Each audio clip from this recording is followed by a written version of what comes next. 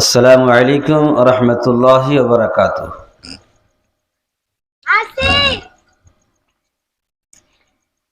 ইন্নাল হামদালিল্লাহ নাহমাদুহু ওয়া নাস্তাঈনুহু ওয়া নাস্তাগফিরুহু ওয়া নু'মিনু বিহি ওয়া নাতাওয়াক্কালু আলাইহি ওয়া না'উযু বিল্লাহি মিন শুরুরি আনফুসিনা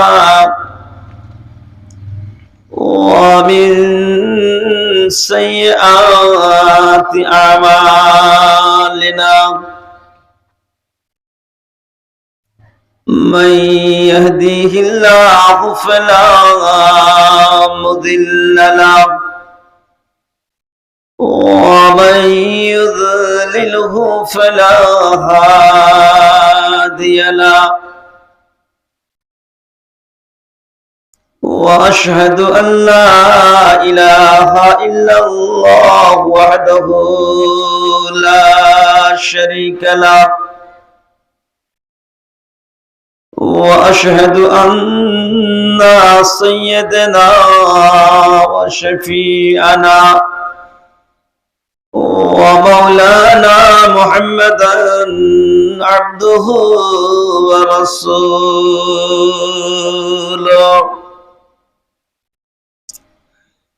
أما بعد فإن أصدق الحديث كتاب الله وخير الهدي هدي محمد صلى الله عليه وسلم وشر الأمور محدثاتها وكل محدثات بدعة وكل بدعة ضلالة وكل ضلالة في النار. أعوذ بالله من الشيطان الرجيم. بسم الله الرحمن الرحيم.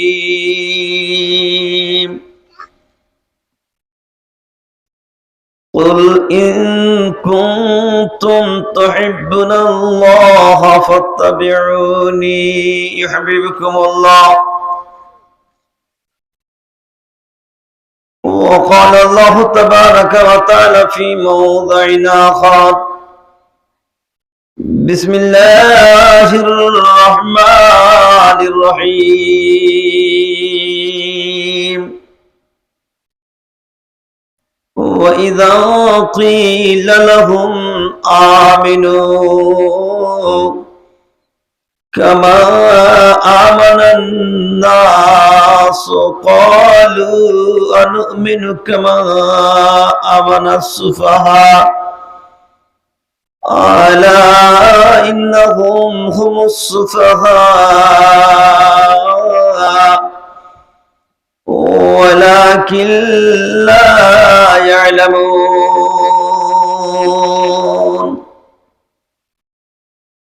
وقال النبي صلى الله عليه وسلم في الحديث: لا يؤمن أحدكم حتى أكون أحب إليه من ولده وولده والناس أجمعين.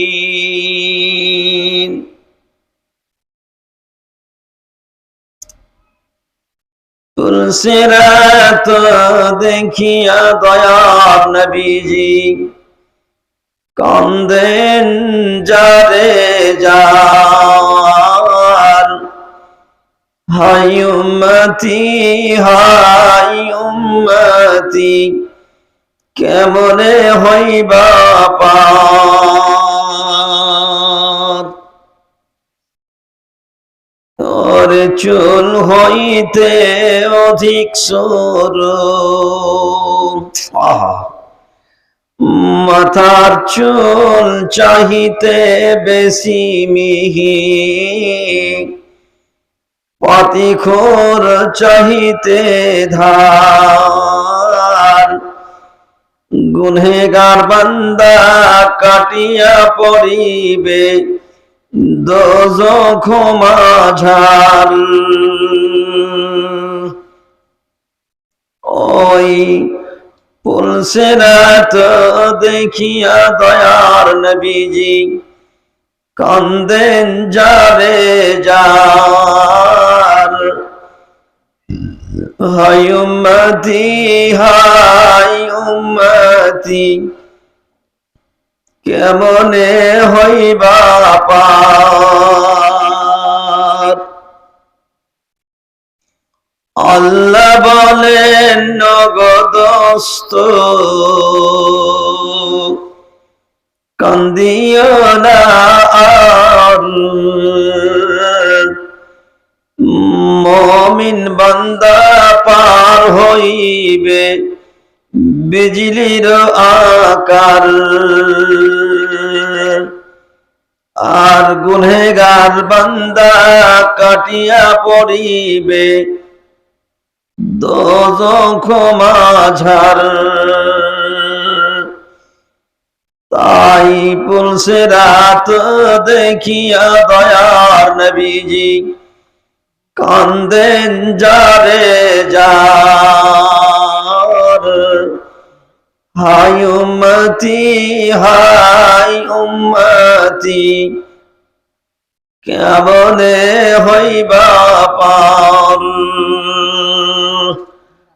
হায় উম্মতি হায় উম্মতি, কেমনে হইবা পার। সম্মানিত আজকের এ সভায় উপস্থিত দিন দরদি ভাই বন্ধু বাবাজিরা আমার, পর্দার আড়ালের পর্দানাসীন অরলা সরলা লজ্জাবতী পর্দাশীলা মা ও খালার আমার, যাবতীয় প্রশংসা আল্লাহ রাব্বুল আলামিনের জন্য, যে আল্লাহ পাক রাব্বুল আলামিন সমগ্র বিশ্ব নিখিলের সৃষ্টির স্রষ্টা। যে আল্লাহ পাকের অসংখ্য প্রশংসা, আমরা তার প্রশংসা করে শেষ করতে পারবো না। তাই ছোট্ট একটি কথা বলে তার খুবই সামান্যভাবে প্রশংসা আমরা জ্ঞাপন করে থাকি। সেই কথাটি হচ্ছে, আপনারা আমার সাথে সাথে বলুন আলহামদুলিল্লাহ। অতঃপর তেনার প্রেরিত রাসূল মা আমিনার লাল নবী কুলে শিরোমণি জনাবে মুহাম্মদ রাসূলুল্লাহ সাল্লাল্লাহু আলাইহি সাল্লামের উপর আল্লাহ পাকের পক্ষ থেকে অসংখ্য দরুদ ও সালাম বিবর্ষিত হোক। আল্লাহুম্মা সাল্লি আলাইহি আল্লাহুম্মা বারিক আলাইহি, আমিন সুম্মা আমিন। ভাই বন্ধুরা আমার, খুতবায়ে মাসনুনার পরে আপনাদের সামনে পবিত্র গ্রন্থ কোরআন মাজিদ থেকে আয়াত পড়ে শুনিয়েছি এবং নবীজির বিশুদ্ধ একটি সহি হাদিস আপনাদের সামনে পাঠ করেছি। ইনশাআল্লাহ এ কোরআন ও হাদিসকে সামনে রেখেই খুবই অল্প সময়ে অল্প কথাই বলে আপনাদের মাঝে থেকে বিদায় নিব মনে করছি। ওমা তৌফিক ইল্লা বিল্লাহ। বক্তব্যের বিষয়বস্তু হবে আজকের মোহাব্বতে রসুল, নবীর সাথে মোহাব্বত রাখা, ভালোবাসা রাখা। শায়ের এ প্রসঙ্গে একটি শের আবৃত্তি করেছেন এই বলে, जिस दिल में मोहम्मद की उल्फत ना होगी, जिस दिल में मोहम्मद की उल्फत ना होगी, समझ लो कि किस्मत में जन्नत ना होगी। बंधुरे आमार भाईरा आमार, नबीर साथे भालोबासार माने हलो नबीजी जा बोलेছেন সেগুলোকে মেনে নেওয়া। মা আতাকুমুর রাসূল ফাখুযুহু ওয়া মা নাহাকুম আনহু ফান্তাহু। নবীজি যা বলেছেন সেগুলোকে গ্রহণ করা, মেনে নেওয়া, এবং যেগুলো থেকে নিষেধ করেছেন সেগুলোকে বর্জন করা, ত্যাগ করে দেওয়া, ছেড়ে দেওয়া, এটাই হচ্ছে নবীজির সাথে মহব্বত করা। যদি নবীজির সাথে মহব্বত আপনার আমার না থাকে তাহলে তিনার প্রতিটি ফরমানগুলোকে মানতে পারবো না। তাই তিনার ফরমান মানার আগে আপনাকে মহব্বত করতে হবে, ভালোবাসতে হবে নবীজিকে জান প্রাণ দিয়ে। এ প্রসঙ্গে নবীজি হাদিস বয়ান করেছেন, ততক্ষণ পর্যন্ত ওই লোকটি পূর্ণ ইমানদার হতে পারে না যতক্ষণ পর্যন্ত সে আমাকে নিজের চাইতেও, বাপ মা চাইতেও, পৃথিবীর সমস্ত মানুষ চাইতে আমাকে ভালো না বাসবে। ভালোবাসার একটা গুরুত্ব আছে, মহত্ব আছে। দেখবেন যে সমস্ত ছেলে মেয়েরা অবৈধভাবে সম্পর্ক করে, ভালোবাসাবাসি করে, ভালোবাসায় বলে দিল আমরা আজকে রাত্রিবেলায় পলায়ন করব, পালিয়ে যাব। বাপ মায়ে বিয়ে দেয় না, আমরা পালিয়ে গিয়ে কোথাও বিয়ে শাদী করব। পাকুড়ে এক্সপ্রেস গাড়ি ধরলে যাওয়া যাবে, কিন্তু এই রেলপথ হয়ে হোক অথবা রোড পথ হয়ে যদি আমরা পাকুড় যাই ধরা খেয়ে যাব, কারণ বাড়ির লোক খোঁজাখুঁজি শুরু করে দিবে। কি করতে হবে তাহলে? উল্টা দিকে ফারাক্কায় গিয়ে গাড়িতে চাপবো। আল্লাহু আকবার। এখান থেকে মাঠে মাঠে অন্ধকার রাত্রিতে রাস্তায় নাগি, জমিতে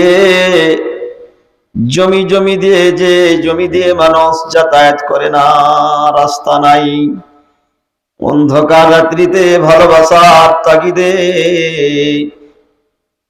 বাবা মাকে ছেড়ে দিয়ে বাড়ির ছেলেদেরকে, ভাইদেরকে, বোনদেরকে ভুলে গিয়ে ভালোবাসার কথায় পড়ে অন্ধকার রাত্রিতে জমি দিয়ে হেঁটে একেবারে চলে গেল, কি বলে আপনার মালন চাপার হয়ে ওই পারে গিয়ে বাসে চাপবে, ফারাক্কাই এক্সপ্রেস ধরবে।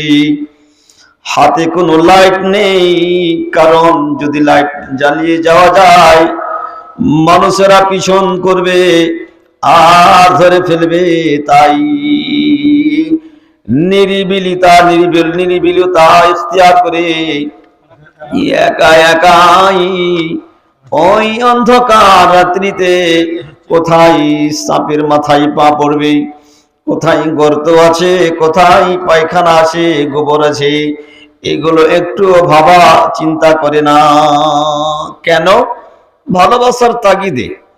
আল্লাহর নবী তাই বললেন, লা ইউমিনু আহাদুকুম হাত্তা আকুনা আহাব্বু ইলাইহি মিন ওয়ালিদিহি ওয়া ওয়ালাদিহি ওয়ান নাস আজমাইন। আমি ততক্ষণ পর্যন্ত বলবো না ওই লোকটিকে মুমিন, পূর্ণ ঈমানদার হতে পারে না ততক্ষণ পর্যন্ত যতক্ষণ পর্যন্ত সে নিজের বাপ মা চাইতে, বেটা বেটি চাইতে, ভাই বোন চাইতে, দুনিয়ার সমস্ত মানুষ চাইতে আমাকে ভালো না বেছে নিবি। মুহাব্বতের রাসূল। বন্ধুরা আমার, ভাইরা আমার, আল্লাহ পাক রব্বুল আলামিন এই কথাই কোরআন মাজিদের মাঝে উল্লেখ করেছেন, কুল ইন কুনতুম তুহিব্বুনাল্লাহ ফাত্তাবিউনি ইউহিব্বুকুমুল্লাহ। নবী আপনি বলে দিন, তারা যদি আমার ভালোবাসা পেতে চাই, আল্লাহ বলেন আমি আল্লাহ যদি কোনো মানুষ ভালোবাসা পেতে চাই তাহলে তারাকে বলে দিন তারা যেন আপনার সাথে ভালোবাসা করে, আপনার ইত্তেবা করে, আপনার ফরমানগুলোকে মেনে চলে, এই ভাবনায় যদি কেউ দুনিয়াদারি করে আপনাকে ভালোবেসে, তাহলে সে আমার ভালোবাসা পাবে। তাহলে আমাদেরকে নবীর সাথে ভালোবাসা রাখতে হবে, নবীকে ভালোবাসতে হবে, নবীজির প্রতিটি কথাকে পদে পদে মানতে হবে, পুঙ্খানুপুঙ্খানুরূপে মানতে হবে। এমনটা করলে হবে না যে আমি আমার সুবিধার মতো কথাগুলো মানবো, আর যেগুলো আমার অসুবিধা হবে, কষ্ট হবে, আমার মিজাজের খেলাফ হবে, সেগুলো আমি মানবো না, ছেড়ে দিব। এমনটা করলে আপনার নবীর সাথে ভালোবাসা থাকবে না। নবীজি বললেন, যারা আমাকে ভালোবাসবে কাল কিয়ামতের মাঠে তার হাসর নাসর আমার সাথে হবে, আমি তাদের সাথে থাকবো, একই জামাতে একই সাথে আমরা সেদিন কিয়ামতের মাঠে থাকবো। তাই আমি অত্র গ্রামের ভাই বোন মা খালাদেরকে বলবো, নবীজির সাথে ভালোবাসার মানে এই, তিনি এখন নাই, মারা গেছেন, আল্লাহর পেয়ারা হয়ে গেছেন। তিনি যে সমস্ত হাদিসগুলো রেখে গেছেন, আল্লাহর বাণীগুলো দিয়ে গেছেন, এই বাণীগুলো আমাদের মানতে হবে আর মেনে আমাদের আমল করতে হবে। এটাই হবে নবীজির সাথে ভালোবাসা। জি, নবীর সাথে ভালোবাসা কেমন হয় ছোট্ট করে আপনাদের একটা উদাহরণ দিলে বুঝতে পারবেন। হযরতে খাদিজা নবীজির প্রথম স্ত্রী ছিলেন। যতদিন তিনি বেঁচে ছিলেন নবীজি আর অন্য কোনো বিবাহ করেননি। অত্যন্ত ভালোবাসা ছিল। তাই খাদিজা এত নবীকে ভালোবাসতেন, এত ভালোবাসতেন, একদিন বাড়িতে এসে দরজায় খটখটাচ্ছেন, আওয়াজ দিচ্ছেন, আর যেমনই একটিবার দরজায় আওয়াজ দিয়েছেন, দরওয়াজা যেন অটোমেটিক ভাবে খুলে গেছে। একদিন নয়, দুদিন নয়, সারা জিন্দেগির আমল মা খাদিজা রাদিয়াল্লাহু তাআলা আনহার আমল এরকমই ছিল। আজকে আপনি বাড়িতে মোটর সাইকেলের হর্ন মারছেন, পেক পেক পেক করে আপনি হর্ন মারছেন, মারতে আছেন, হর্ন মারতে মারতে আপনার গাড়ির ব্যাটারি কমজোর হয়ে গেল, কিন্তু স্ত্রী সাহেবার ঘুম ভাঙে না, স্ত্রী সাহেবা আপনার জন্য দরজা খুলে না, দেরি করে উঠে। আল্লাহর নবী তাই খাদিজাকে বলেছিলেন, খাদিজা,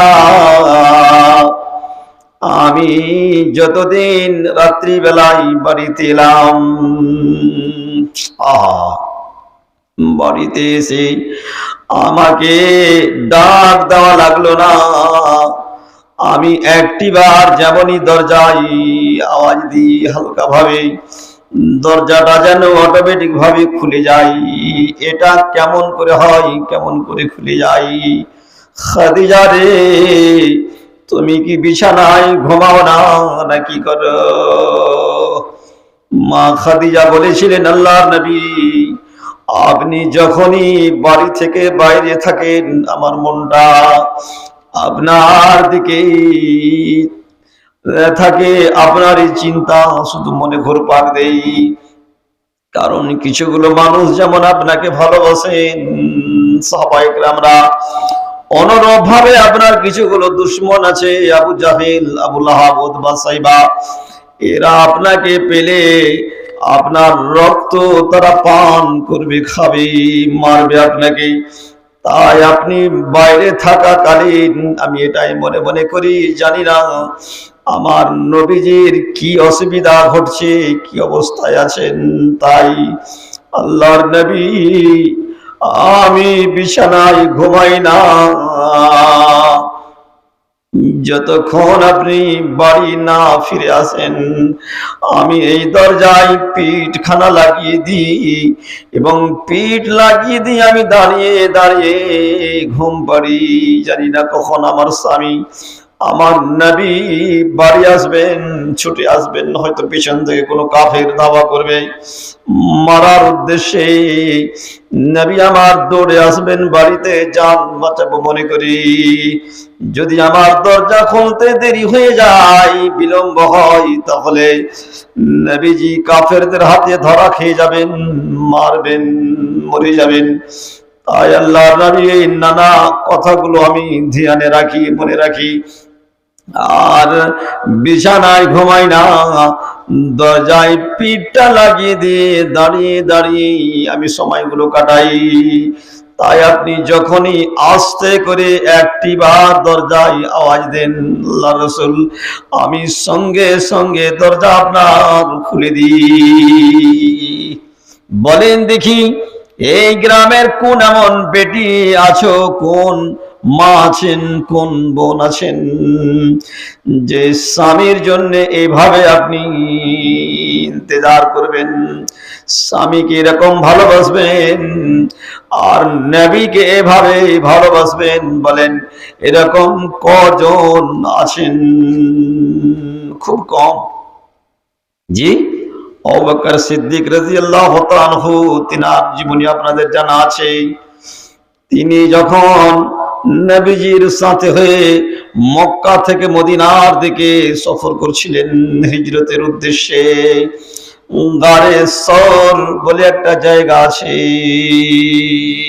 একটা পাহাড়, মসজিদে বেতুল হারাম, কাবা শরীফ, নবীজির বাড়ি থেকে ঠিক নবীজির বাড়িটা এখানে, মানে কাবা শরীফ আর বাবুর নবী একদম পূর্ব দিকে, আর একটু গিয়ে নবী সাহেবের বাড়ি দেখবেন।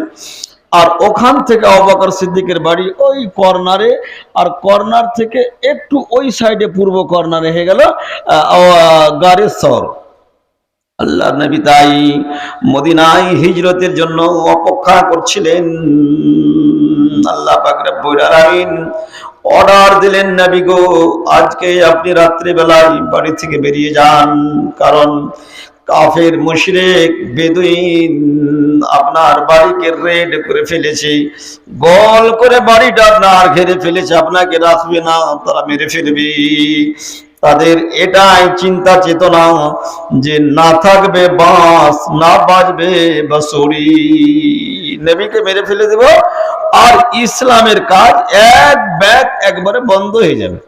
এই উদ্দেশ্যে তারা আপনার বাড়িকে গোল করে ঘেরে নিয়ে বাঁচে। তারা ফজরের নামাজে আপনি বের হবেন, তারা আপনাকে মারবে। তাই তার আগেই আপনি বেরিয়ে যান আর মদিনার দিকে আপনি হিজরত করুন। আল্লাহ পাকের রসুল আল্লাহ পাকের এই আদেশ পেয়ে বাস ধুলো নিয়ে কোরআনের আয়াত পড়ে দিয়ে ওদের উদ্দেশ্যে একটু ফুঁক দিয়ে দিলেন, তাদের চোখকে আল্লাহ পাক রব্বুল আলামিন নজর বন্ধ করে দিলেন। নজরবন্দি, জাদুবিদ্যার বলার লোকেরা, মিউজিক খেলা দেখারা ওই নজরবন্দি করে, ওই রকম আল্লাহ পাকের রসুলের এই আয়াত পড়াতে ওদের নজর বন্ধ হয়ে গেল। ওদের পার্শ্বে দিয়ে লম্বা ঘটনা বেরিয়ে গেলেন আবু বকরের বাড়িতে, ওনাকে সাথে নিয়ে চলে গেলেন কোথায়? রাস্তায় যেতে যেতে যেতে যেতে আবু বকর সিদ্দিক বলছেন, আল্লাহ রসুল, পূর্ব দিক যেন ফর্চা হয়ে আসছে, সূর্য আব উঠতে বেশি দেরি নাই। তাই যদি আমরা এভাবে হাঁটতে থাকি, কাফেরগণ যখন ফজরের সময় আপনি বাড়ি থেকে বের হবেন না, যখন তারা দেখতে পাবে না, বাড়িতে তারা ধাওয়া করবে, ঢুকবে, জানলা ভাঙবে, কপাট ভাঙবে। আর যখন আপনাকে বাড়িতে পাবে না, তারা দিক বিদিকে সওয়ার হয়ে উঠে, গাধায়, ঘোড়ায় চেপে তারা আপনাকে খোঁজার জন্য বের হবে। সুতরাং আমাদের নিরাপত্তার একটা জায়গা দরকার, একটা গর্ত খুঁজে আমরা ওই গর্তে সারাদিন থাকবো, ওখানে আমরা আরাম করব, আরামও হবে, আর কাফেরদের হাত থেকে আমাদের বাঁচারও একটা ভালো পথ হবে। তাই গারে সর গেলেন, আর গিয়ে আল্লাহর রসুলকে আবু বকর সিদ্দিক বলছেন, ইয়া রাসূলুল্লাহ, এই দেখেন একটা গর্ত পাওয়া গেছে। এই গর্তটা জানি না কত কাল থেকে জীর্ণ শীর্ণ হয়ে আছে, মানে পরিষ্কার নেই। তো আমি একটু সাফা সুতরা করে নিই, তারপরে আপনাকে ডাকবো, আপনি আসবেন। আহ, কি মহাব্বত, কি ভালোবাসা! আবু বকর সিদ্দিক গর্তের মাঝে প্রবেশ করলেন। করার পরে যতগুলো ঝোল ছিল, যতগুলো কুড়া কারকাট ছিল, সবগুলোকে ঝাড়ু দিয়ে ফিরে দিলেন। আর অনেকগুলো গর্তের মাঝে ছিদ্র ছিল, ছিদ্র। ওই ছিদ্রগুলোকে ছোট ছোট কাপড় ছিঁড়ে ছিঁড়ে ছিঁড়ে ছিঁড়ে ওই ছিদ্রগুলোকে তিনি বন্ধ করে দিলেন। একটা ছিদ্র বাকি থেকে গেল, আর কাপড় নেই। যে কাপড়টাকে ছেড়ে ছিদ্রের মুখে বন্ধ করবেন।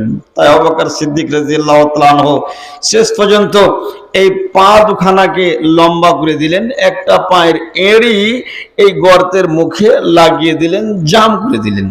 আওয়াজ দিচ্ছেন আল্লাহর নবী, এবারে আপনি আসুন। গর্তটা বেশ পরিষ্কার হয়ে গেছে। আল্লাহ পাকের রাসূল গর্তে যেমনই প্রবেশ করলেন, অনেকটা ক্লান্ত হয়েছিলেন।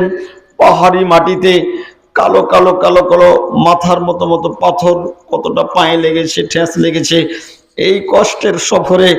তাই যেমনই তিনি গর্তের মাঝে প্রবেশ করেছেন, একটু আলা আলা মনে হলো, খাস্তানা মনে হলো। আবু বকর সিদ্দিকের উরুতে মাথা দিয়ে একটু লম্বা হলেন, আর যেমনই লম্বা হওয়া, ঘুম এসে গেছে।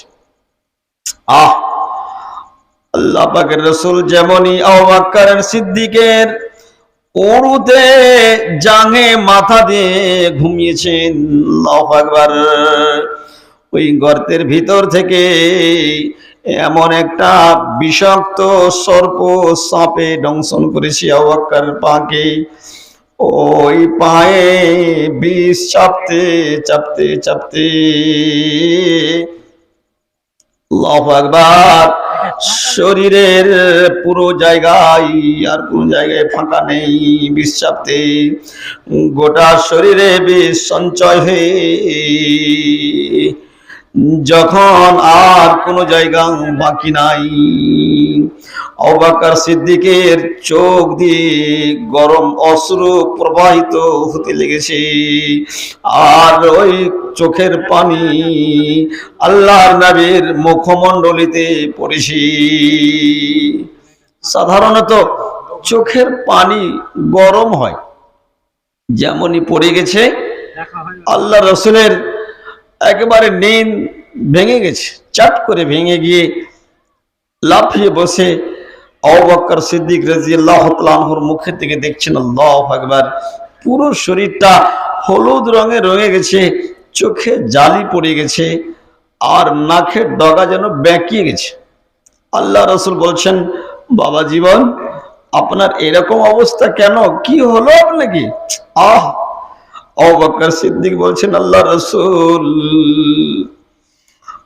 আমি আপনার প্রবেশের আগে যতগুলো গর্ত ছিল, সুরাখ ছিল, ছিদ্র, প্রতিটি ছিদ্রকে আমি কাপড় ছিঁড়ে ছিঁড়ে বন্ধ করেছিলাম। একটা ছিদ্র বাকি ছিল, যার কাপড় জুটেনি। আমি আমার পা খানাকে, এড়িখানাকে রেখে দিয়ে আমি আমার উরুতে আপনাকে আমি শুয়েছিলাম। জানি না এই ছিদ্রের ভিতর থেকে কোন পাহাড়িয়া বিষাক্ত সর্প আমার পায়ে দংশন করেছে, আর ওই সাপের বিষ পুরো শরীরে চাপতে আরম্ভ করেছে। আল্লাহ রাসূল চাপতে চাপতে চাপতে আমার পায়ের তলা থেকে যখন চাঁদি পর্যন্ত বিষ চেপে গেছে, আমি মনে মনে করলাম, আল্লাহ, এই পর্যন্তই আমি তোমার নবীর সাথ দিতে পারলাম। মনে হয় এটাই আমার শেষ নিঃশ্বাস, এরপরে নিতে পারবো না। এটাই আমার শেষ নিঃশ্বাস, এরপরে আর নিঃশ্বাস নিতে পাবো না।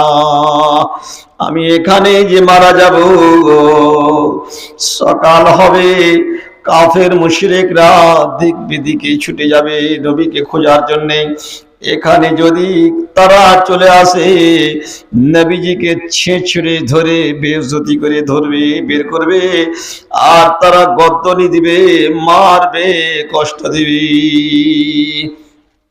আমি যদি ওই সময় বেঁচে থাকতাম, আমি ওই কাফেরদের বলতাম, রে বেঈমান মুশরিকরা, রে আবু জাহেলের জুতা চাটারা, নবীজিকে ছেড়ে দাও, তাকে ধাক্কা দিও না, মারিও না, বেইজ্জতি করিও না। আমি আবু বকর আছি, আমাকে তোমরা যত রকমের শাস্তি দেওয়ার দাও, যত রকমের বেইজ্জতি করার হয় করো, কিন্তু আমার নবীর যেন একটু ক্ষয়ক্ষতি না হয়। এইটুকুটা করতে পেলাম না, যার জন্য আমি ক্রন্দনা করছি। আল্লাহু আকবার। একটু নড়াচড়া করেননি, উস আস করেননি। ও বোনেরা, মায়েরা, খালারা আমার, বাবজিরা আমার, দেখেন নবীজিকে কত ভালোবাসছেন। আল্লাহু আকবার। নবীজিকে কত ভালোবাসেন, কত ভালোবাসেন। তাই ওই বিষাক্ত শরীরে থাকা সত্ত্বেও বিন্দু পরিমাণ নড়াচড়া করেন নাই। আল্লাহ পাকের রাসূল কে বলছেন, আল্লাহ রাসূল নবীজি বলছেন, আবু বকর আমাকে কেন উঠাওনি, কেন জাগাওনি, তোমার নড়াচড়া একটু হয়নি কেন? আবু বকর বলেছেন, আল্লাহ নবী, আমি মনে মনে ভেবেছিলাম আমার ঘুম অপেক্ষা, আমার মরণ অপেক্ষা নবীজির ঘুম অত্যন্ত ভালো, মূল্যবান। আমার মতো আবু বকর যদি একজন নয়, দুজন নয়, 2, 4, 10 জন আবু বকর এই নবীজির ঘুমের ব্যাঘাত না ঘটিয়ে যদি বিষ নিয়ে সর্পের কামড়ে মারা যেত, আলহামদুলিল্লাহ। কিন্তু নবীজির যেন ঘুমের কোন রকমের ব্যাঘাত না ঘটে, নবীজির কোন রকম যেন কষ্ট না হয়। এই দেখেন মুহাব্বতের রাসূল।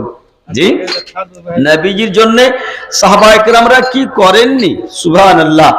জি, উহুদ প্রান্তে লোকে কাফেরেরা গাদার গাদার তীর নবীজিকে উদ্দেশ্য করে লক্ষ্য করে মারছে। আবু তালহা একে দিয়ে করে করে করে করে একখান নয়, দুখান নয়, 227 খানা তীর আবু তালহা নিজের বডিতে বুকে নিয়েছিলেন। দিয়ে অজ্ঞান হয়ে তিনি পড়ে গেলেন মাটিতে, আর দাঁড় হয়ে থাকতে পারছেন না। আল্লাহর নবীর মাথাতে ওই মুশরিক কাফেররা একটা পাথর প্রহার করলো, মারলো। ওই পাথরটা মাথায় লেগে গিয়ে আল্লাহর নবীর হেলমেট ভেঙে গেল, মাথার টুপিটা ভেঙে ওই হেলমেটের কড়াগুলো ভেঙে মাথাতে ঢুকে গেল। তাই আল্লাহর নবী অজ্ঞান হয়ে তিনিও পড়ে গেছেন। বন্ধুরে আমার, ভাইয়েরা আমার, বাপজিরা আমার, কোন একজন সাহাবী ওই নবীজির ভাঙানো হেলমেট মাথা থেকে তোলার জন্য যেমনই মুখটাকে কাছে নিয়ে গেছেন, তুলবো বলে দাঁত দিয়ে, আবু তালহা ওই দিকে পড়েছিলেন, একটু হুঁশে এসছে, যেমনই বুঝতে পারলেন ব্যাপারটা। আবু তালহা তখন কান্না স্বরে বুক ভরা দুঃখ নিয়ে বললেন, ওগো কে আছো তুমি? নবীজির মাথা থেকে হেলমেট ভাঙাগুলো দাঁত দিয়ে তুলছো, একটু থেমে যাও, একটু থামো, অপেক্ষা করো। আজকে আমি আবু তালহা নবীজির মাথার ওই হেলমেট ভাঙা যে ঢুকে আছি, মনে হয় আমি বেশি দাবিদার, আমি বেশি হক রাখি ওই নবীজির মাথা থেকে হেলমেট বের করার। তাই আল্লাহর নবীর কানে যেমন আওয়াজ এসছে, ওই হাত দিয়ে ওই উঠানেওয়ালা ব্যক্তির মাথাটাকে সরিয়ে দিলেন, আর বললেন, ওই লোকটাকে বলো। আবু তালহা বাস্তবে একখানা নয়, দুখানা নয়, 227 খানা তীর নিয়ে বুকে নিয়ে আজকে আমার জন্য অজ্ঞান হয়ে মাটিতে পড়েছিল। ওকে দাও, আমার আজকে সে বেশি হেফাজত করেছে, আমার গাইড বেশি করেছে, তাই সে আজকে অধিকার রাখে আমার মাথা থেকে হেলমেট ভাঙানো বের করা। আবু তালহাকে ধরে পেকড়ে আনা হলো, আর যেমনই মুখ লাগিয়ে ছোট্ট একটা হেলমেট ভাঙানো মাথায় ঢুকে আছে, সেটা যেমনই বের করলেন আবু তালহা, বের করার পরে পরে হাত পা ছেড়ে দিয়ে লম্বা হয়ে পড়ে দুনিয়ার শেষ নিঃশ্বাসটা নিয়ে তিনি মারা গেলেন।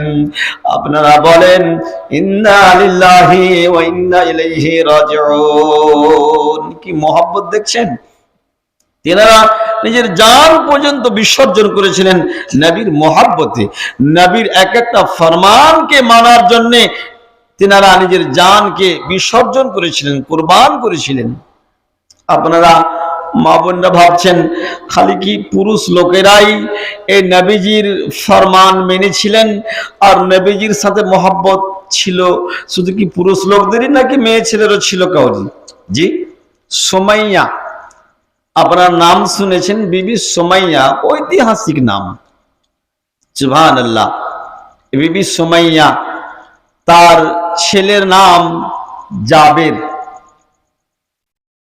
এই সুমাইয়া, বিবি সুমাইয়া এবং তার ছেলে, আল্লাহু আকবার, এরা অনেক দিন থেকে ভিতরে ভিতরে ঈমান এনেছিলেন, ইসলাম গ্রহণ করেছিলেন, কিন্তু বাপ বেটা মনে ভাবলো, মা আর বেটাই মনে ভাবলো যে এই মদিনার বুকে আর তেমন ভাবে ইবাদত করতে পারবো না, যেমন অন্যান্য আর সাহাবায়ে কেরামরা মদিনায় হিজরত করেছেন, নবীজি খোদ তিনিও হিজরত করেছেন, আমাদেরকেও হিজরত করতে হবে। তাই বিবি সুমাইয়া এবং তার ছেলে আম্মার বিন ইয়াসার রাদিয়াল্লাহু তাআলা আনহু, মা বেটা ভোর রাত্রিতে বাড়ি থেকে বেরিয়ে গেলেন হিজরতের উদ্দেশ্যে। বাড়ি থেকে বেরিয়ে গেলেন, রাস্তায় যেতে যেতে যেতে যেতে যেতে যেতে যার ভয়ে মক্কা ছেড়ে মদিনা যাচ্ছিলেন, পলায়ন করছিলেন, ওই দুশমনেরই সাথে সাক্ষাৎ। আবু জাহেল।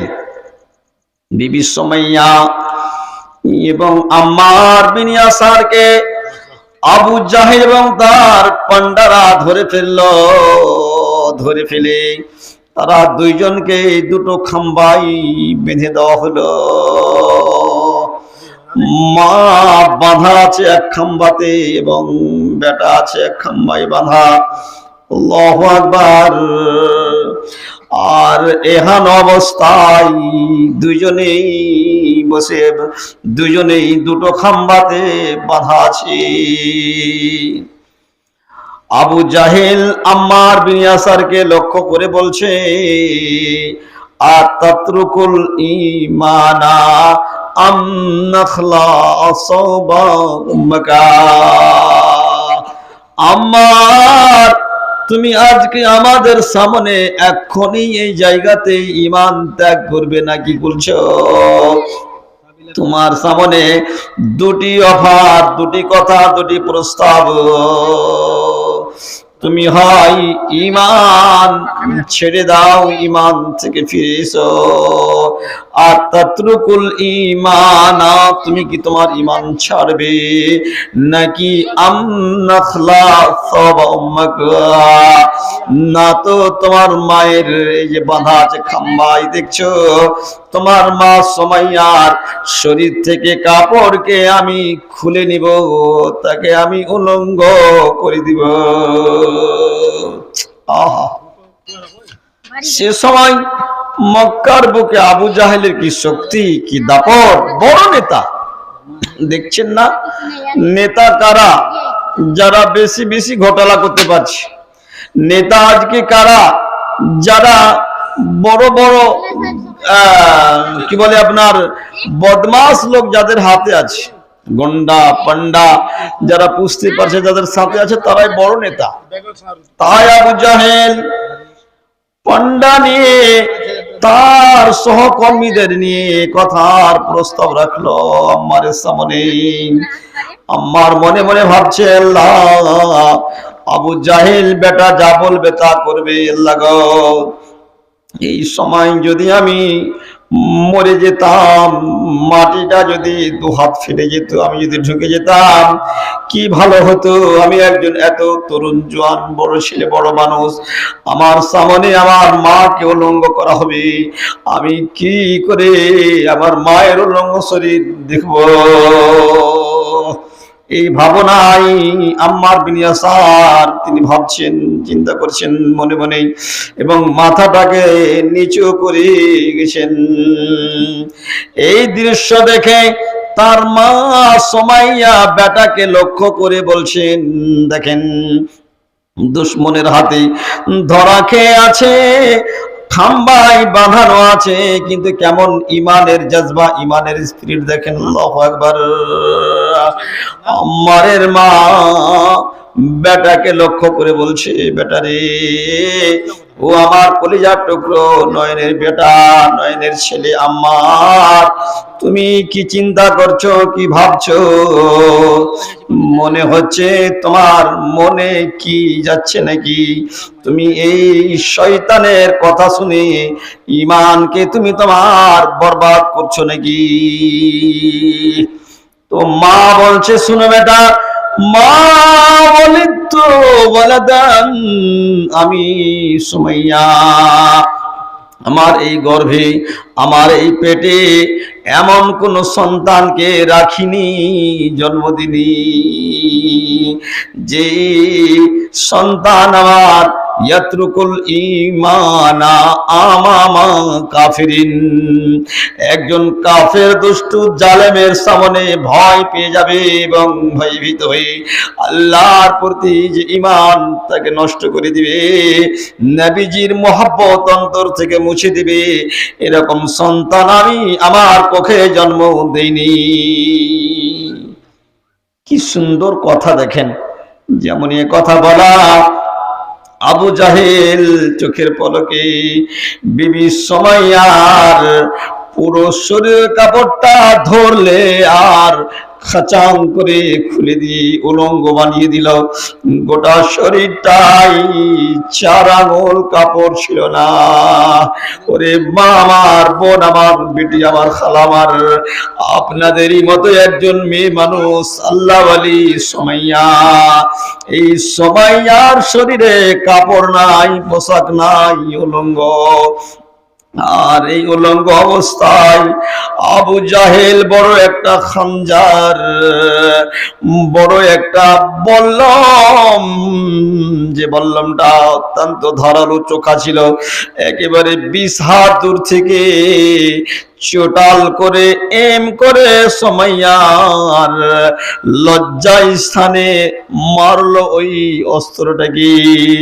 আর যেমনই মারা, আল্লাহু আকবার, যেন মনে হচ্ছে গলগল গলগল গলগল গলগল গল করে করে রক্ত প্রবাহিত, রক্ত ঝরতে লাগলো, রক্ত ঝরতে ঝরতে ঝরতে ঝরতে এক সময় যখন শরীর থেকে রক্ত শেষ হয়ে গেল, বিবি সুমাইয়া মারা গেলেন। বলেন ইন্না লিল্লাহি ওয়া ইন্না ইলাইহি রাজিউন। এইভাবে তিনারা নবীকে ভালোবেসেছিলেন, দিন ভালোবেসেছিলেন, আল্লাহকে ভালোবেসেছিলেন। তাদের তুলনায় আমরা একেবারে কেমন বলেন। আল্লাহ পাক তাই কোরআন মাজিদের মাঝে উল্লেখ করেছেন, ওয়াইযা কিলা লাহুম আমিনু কামা আমানান নাস, ঈমান আনতে হবে ওই রকম ঈমান যেমন ঈমান পূর্বেকার লোকেরা এনেছিলেন। তাদের সামনে হাজার কষ্ট, হাজার দুঃখ, ব্যথা বেদনা, ঈমানকে নষ্ট করার জন্য রকমারি কৌশল, রকমারি প্রচেষ্টা, তথাপি তিনারা ঈমান থেকে বিন্দু পরিমাণ হটে যায়নি, তিনারা বেঈমান হয়নি।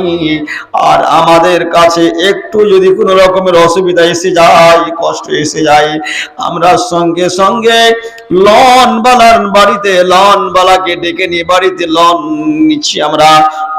ও বোনেরা, মায়েরা আমার, যেই ধরনের লোন আপনারা নিচ্ছেন আর মাসে সপ্তাহে সুদ সমেত সুদ বহন করে যেই লোন মিটাচ্ছেন, এই লোন লওয়াটা একেবারে নাজায়েজ, হারাম হারাম।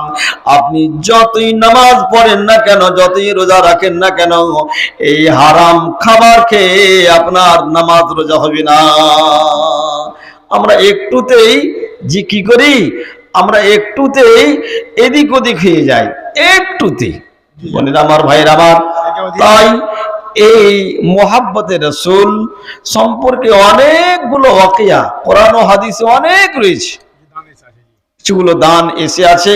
তাই মৌলানা সাহেবরা তাগাদা করছেন যে হয়তো অনেক ছেলেরা দান এনেছিল, দিয়েছিল, এনে তো বাপ মা মনে করছে যে কই ছেলেটা নিয়ে গিয়ে দিল নাকি দেয়নি। এখন পর্যন্ত মৌলানা সাহেব যে একেবারে লম্বা বক্তব্য ধরেছেন, তো দোয়া দেয় যে দেয় না ভালা। তো যাই হোক মা বোনেরা, আপনারা জালসা শুনেন, ইনশাআল্লাহ শুনতেই থাকবেন, শুনতে পাবেন, এমন কথা নয়। কিন্তু কথা হচ্ছে মোহাব্বতে রসুল, নবীজি নেই, আজকে বেঁচে, মারা গেছেন। তো তিনার প্রতি ঈমান রাখা, বিশ্বাস রাখা, বা তিনি যা বলেছেন সেগুলোকে মানা, এগুলোই হচ্ছে তার প্রতি, তিনার প্রতি মোহাব্বত। তাছাড়া